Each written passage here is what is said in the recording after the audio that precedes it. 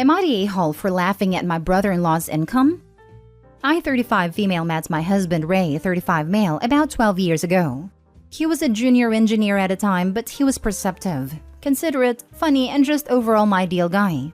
The only thing I didn't like was the way he and his brother Pete, now 38 male, interacted.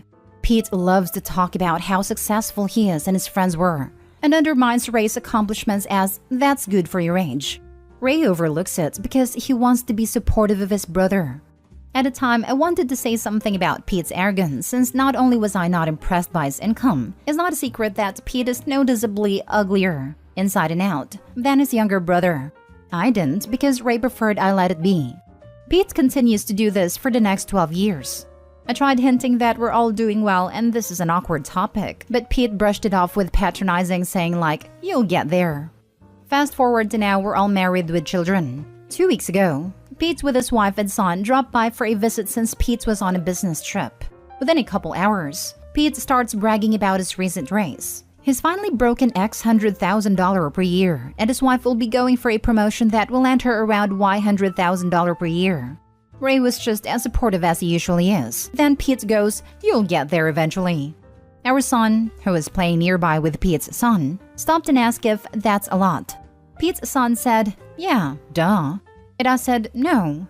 Pete then laughed and told me to not set too high of an expectation for my children. So, and this is where I might be the a-hole, I laughed and said, "If you must know, X $100,000 is what we paid in taxes last year."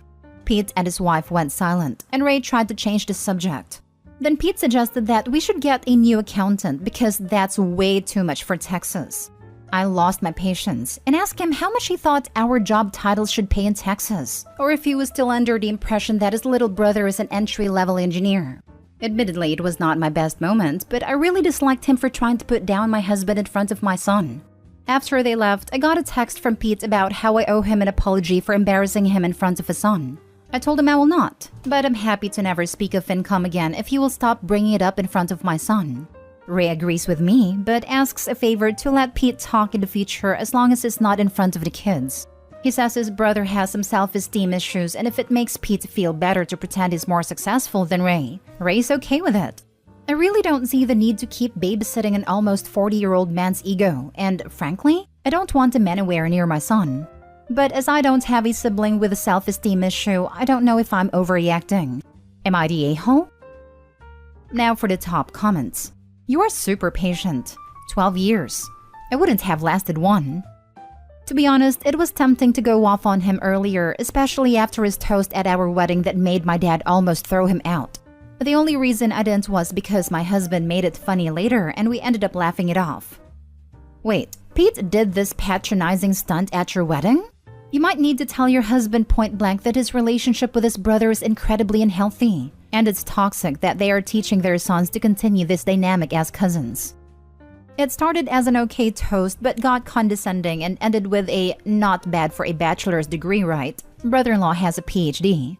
My dad got angry because 1. Rude, and 2. He doesn't like PhDs. But people chilled after my husband made some jokes about his brother being convoluted/hard to understand, and ended with "not bad for a PhD, right?" That said, my son will be spending less time with brother-in-law's son until habits improves. It sounds like your husband may have normalized his role of being his brother's punching bag, and then smoothing it over in front of company so no one holds brother-in-law accountable. Obviously, I don't know these people, and so you'd be able to tell if this is accurate or off base. Your husband might need to be reminded that everyone gets insecure and jealous, but most people learn healthy ways of processing, not taking cheap shots during a wedding speech or raising your son to look down on his poor, as brother-in-law assumed you were, cousins. Not the a-hole at all. It sounds like brother-in-law is getting worse over time, and that's probably because no one shut down his behavior before. Better late than never. You shut that nonsense down. Don't apologize. And if he doesn't see the problems with his behavior, tell him not to worry. He'll get there eventually. I'm definitely borrowing your line if this doesn't come down. Next story. Am I the a-hole for leaving for uni without telling my parents? Anyway, I'm female 19 and literally just moved out of my family home. By just, I mean today, in the morning. I thought my decision was right, but one of my new flatmates thinks I'm in the wrong, so I need some impartial opinion. I'm the oldest of 6 siblings. I have 5 younger brothers, and I lived with them and my parents. My parents had me very young. They were both 16 at a time. And from the very young age, I was expected to babysit them, take care of them, and help with a lot of chores. My brothers never had to do any chores whatsoever. When I went to secondary school, I started questioning things. And when I started 6th form, my parents suggested I quit because I won't be going to university anyway since I have to help with my brothers, as my mother won't be able to do so alone. I did my A-levels anyway. I tried talking to my parents about university plans, but they kept telling me to drop it because I'm staying. I, however, was adamant that I want to go. I was to apply for financing as an independent student, without them taking my parents' income into consideration. It was very difficult, but I managed it, and I had all correspondence sent to my friend's address. Anyway, with all finance sorted, academic year is about to start, and my uni had moving-in day today until the end of the week. In the morning, when my parents went out and my siblings went to school, I packed everything I needed, like clothes and basic necessities, left a letter I prepared, and left without them knowing, getting a train to my university town. I had to do it that way because they wouldn't let me go. I've had countless of phone calls from them since the morning. I've picked up once, and they shouted at me, demanding I come back or tell them where exactly I am. I didn't give them my address. I didn't pick up other phone calls, and I thought I was right about this. But when I told my flatmates, one of them called me an a-hole and that my parents are probably worried sick, and I should give them my address at the very least. Now I don't know. Am I the a-hole for leaving so suddenly? You're never the a-hole for escaping abuse.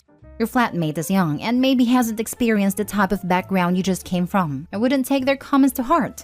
If you had told them in advance, they absolutely would have stopped you and messed up your education. If you give them your address, you can bet everything you have that they'll show up at your door to drag you back. I hope you thrive and have a wonderful time at uni.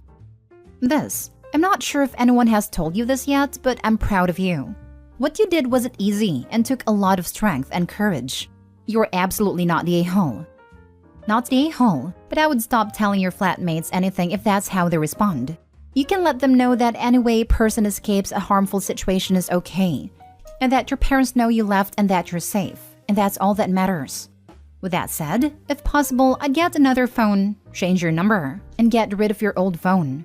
They can track it, especially if it's on their phone plan, in some situations, and I doubt they will easily let go of their free babysitter and free labor.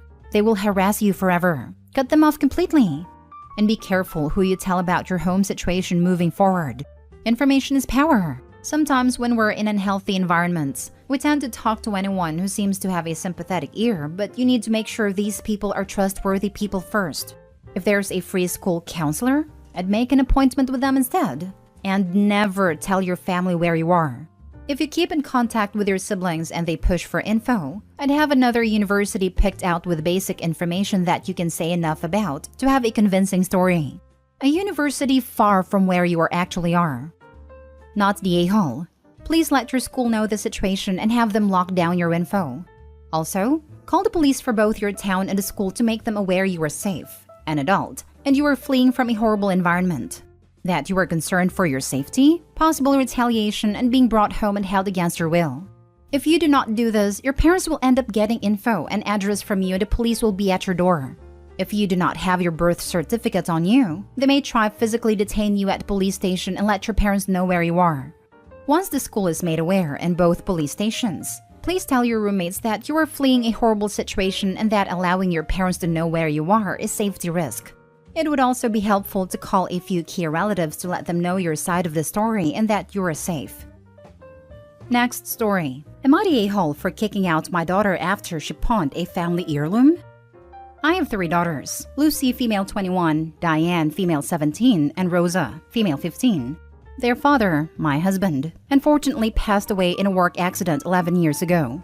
We were all devastated, and it was a terrible shock.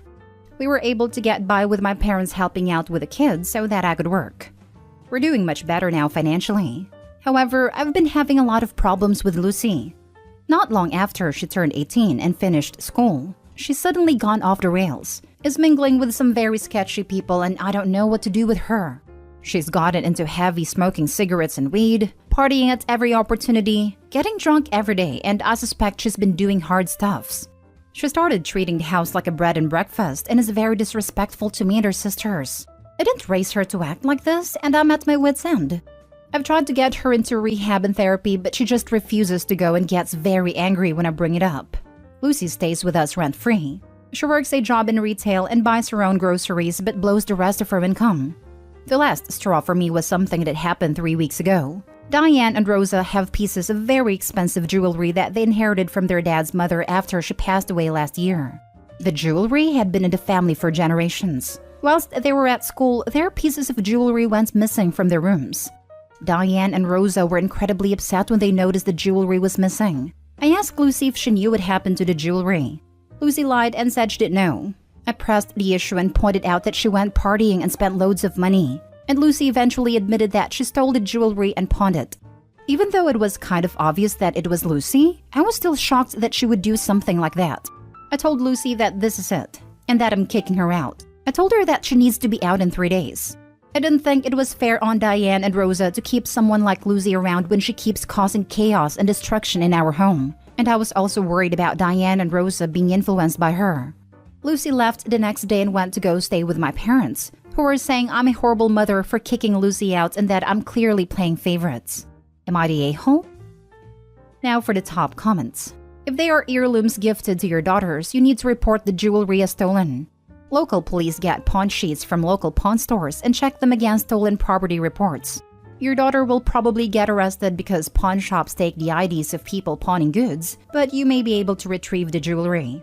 I don't think Opie is an a-hole for kicking her daughter out of the house, but I do think she will be one if she doesn't try to get the jewelry back. Not the a-hole. I wholly agree with this. Do not lose those family heirlooms that belong to your other daughters because of Lucy's dishonest behavior. I think Lucy pawned the jewelry for drug money. Both are correct. I am recovering, and being an addict doesn't absolve us from our actions. What it does mean is that we were sick. People get sober and try to atone for their actions, but whether the victim accepts it is up to them. We can't change the past. We are responsible for our past. We can try our best to make amends, and the rest is out of our hands. It's complicated because it's not simple. Not the a-hole. Your daughter has some things to figure out. Maybe she will, maybe she won't, but ultimately you still have 2 other non-destructive children to prioritize and care for. She's 21, and while you'll always be her mom, she's an adult and responsible for who she wants to be, where she wants to go, and what she wants to do. Meanwhile, you have actual minors to worry about. Hopping onto this comment to point out that Opie needs to check the credit reports of the younger children and herself. You need to make sure no credit card/identity theft has taken place. Now for the last story. Am I the a-hole for refusing to pay for my half of the rent? I, 19 female, have been living with a close friend, 19 female, since last December. We co-signed a lease so both our names are on paper for the place we're renting out, and we pay 50-50 for the rent. The lease was up a couple of months ago, but we were still making back-to-back monthly payments due to our agreement with our landlord. Everything was going good, up until a couple months ago when my roommate started acting differently. It started off with some small things, like when she'd have a bad day at work, she would get home and basically take it out on me, which fine, I can handle minor mood swings. I thought it would just be a temporary thing anyways. However, it gradually got worse. She was constantly mad at me and would look for anything to berate for, sometimes without even giving a reason why after. Not only that, but she kept acting like the place was solely hers. She would say things to mutual friends about how it was her place, therefore she had a final say in whatever happened to it, or who was welcome and who wasn't without even consulting me. I finally had enough, so I decided that it was time for me to move out. I gave our landlord my 1-month notice to be out by the end of September and told her about it the next day. She gave the landlord her 1-month notice about 2 weeks after I told her, but by then it was already September, so she informed him she would be gone by October. Even before I gave my notice to the landlord, I've been staying with a different friend, 20 male, so I haven't been there since almost a month ago now. The other day, she messaged me saying the rent was gonna be due for October and that I had to pay my half. But I told her, I'm afraid I can't do so as I gave my notice that I'd be gone by the end of September. She ended up getting mad and saying that this was not fair and that I'm totally screwing her over. I haven't even been living there for almost a month now, so I feel I shouldn't have to pay for a place that isn't mine anymore. But I do feel kind of bad about it. So am I the a-hole for refusing to pay my half of the rent? Not the a-hole. Your written lease had expired and you were operating under a month-to-month lease. You properly informed your landlord and co-tenant that you were not going to continue the lease and paid your portion of the final month of your lease. You did literally nothing wrong, legally or morally. Not the whole. You gave your 1 month notice on time and will be out in 1 month. She wanted the place to be solely hers, and that's what she got. Lol. Good luck, OP. Just from OP's other posts, the issues coincided with OP's boyfriend who was living there at a time picking up hard substances after running from his own addict parents. OP never posted a conclusion on if they kicked him out and how that all went down. I can definitely see why the roommates might have taken a stand on who's allowed through the door after that. We both mutually agreed to kick him out, and I ran everything by her before we let him move in. In no way did I ever treat it like it was both our place. I viewed us as equals, so I never did anything without consulting her first. Whereas she let her addict brother stay with us for months on end without even running it by me. Oof, yeah, I feel you were not the a-hole in regards to leaving or the lease. Just wasn't sure if the prior post had caused a change in her behavior. Completely understandable. However, I don't know what triggered a change. I wish I did, and I wish it was something we could have sorted out. But it doesn't seem that way as I've tried talking to her about it, and she said I was just lashing out and being dramatic.